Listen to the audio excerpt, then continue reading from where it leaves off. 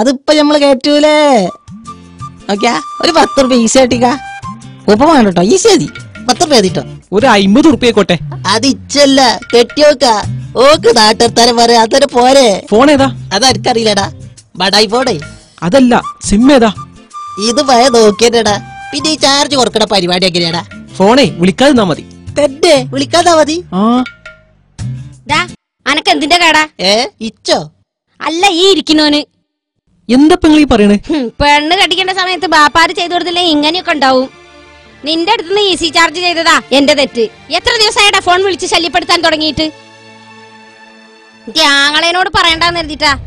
പിന്നെ നീ പുറത്തിറങ്ങി നടക്കൂല, മനസ്സിലാക്കിക്കോ. ഇനി എങ്ങാനും വിളിക്ക്, കാട്ടിത്തരാം. ഈ മാരത്തെ ആണുങ്ങളെടുത്തുനിന്ന് ഇനി പെണ്ണുങ്ങൾ ഈസി ചാർജ് ചെയ്യരുത്.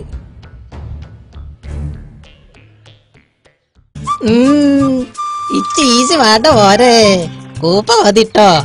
എന്നാലേ 50 കൂപ്പണുള്ളൂ. മതി, ഇജായിട്ട് കാട്ടിയാ.